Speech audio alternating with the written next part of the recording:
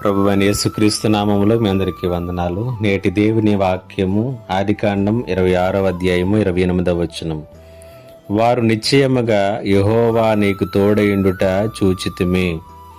ఈ మాటను గురించి మనం ఆలోచన చేద్దాం. చాలా సందర్భాల్లో జీవితంలో మనము కోల్పోయినటువంటి వాటిని గురించి, లేకపోతే మనకు వాటిల్లినటువంటి నష్టాలను, మనకు వచ్చినటువంటి కష్టాలను చూసి పోగొట్టుకున్న దానంతటినీ కూడా మనము ఆలోచన చేసుకుంటూ నిరాశ నిస్పృహలో గురవుతూ ఉంటాం. సో ఇప్పుడు ఎలా మేము చాలా కోల్పోయాము, చాలా నష్టపోయాము అంటూ నిట్టూరుస్తూ ఉంటాం.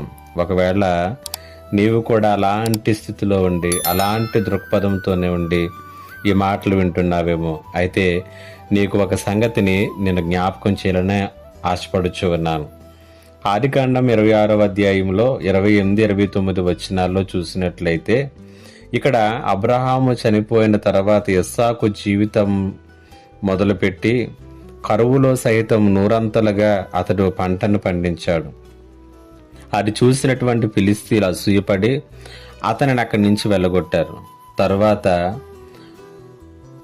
ఇస్సాకు గెరారుకు వచ్చి అక్కడ బావులను త్రవ్వితే ఫిలిస్తీన్లు వచ్చి ఆ బావులు మావి అని గొడవపడి 3 సార్లు ఇస్సాకు త్రవ్వినటువంటి ఆ బావులను వారు తీసేసుకున్నారు.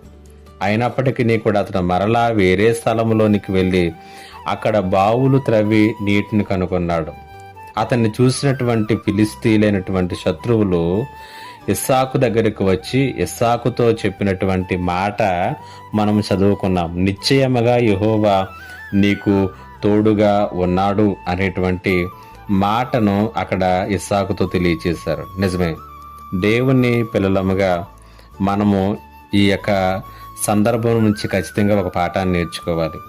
ఇస్సాకు తాను కోల్పోయినటువంటి వాటిని గురించి ఆ సందర్భంలో ఎక్కడా కూడా దుఃఖపడినట్లు కానీ, నిరాశ చెందినట్లుగా కానీ, ఏంటి అని దాని గురించి తలపోసినట్లు కానీ మనకు ఎక్కడా కనపడదు. ఎందుకంటే అతడు కోల్పోయినటువంటిది అతడు సంపాదించుకున్నవే కానీ తిరిగి సంపాదించుకునేటటువంటి తన సామర్థ్యాలను ఎంత మాత్రమునో కూడా కాదు. రెండవదిగా ఇస్సాకు శత్రువులు ఇస్సాకు నుంచి దూరం చేసినటువంటి అతడు సంపాదించుకున్నవే కానీ అతడు ఆ రీతిగా సంపాదించుకోవటానికి సామర్థ్యం కలుగు చేసినటువంటి దేవుడినైతే వారు దూరము చేయలేకపోయారు. కాబట్టి ఈ విషయాన్ని నీ జీవితంలో కూడా నువ్వు గమనించాలి. ఈ సత్యాన్ని నువ్వు గ్రహించాలి. ఒకటి, వారు నువ్వు సంపాదించినటువంటివి తీసుకున్నారు కానీ దేవుడు నీలో పెట్టినటువంటి సామర్థ్యాలు ఇంకా ఉన్నాయి. మరలా మొదలుపెట్టి మరలా సంపాదించుకునేటటువంటి శక్తి సామర్థ్యాలను దేవుడు నీలో పెట్టాడు. అంత మాత్రమే కాదు కానీ ఆశీర్వదించేటటువంటి దేవుడే నీతో ఉన్నాడు. ఈ 2 విషయాలను కూడా నువ్వు గమనించి తిరిగి ప్రయత్నించు, పని ప్రారంభించు. దేవుడు నీ చేతి పనిని నిశ్చయముగా ఆశీర్వదిస్తాడు. పరిశుద్ధాత్మ దేవుడు అట్టి కృపను మనందరికీ అనుగ్రహించునుగాక. ఆమేన్. మా దేవా, నీకు వందనాలు, స్తుతులు, స్తోత్రాలు.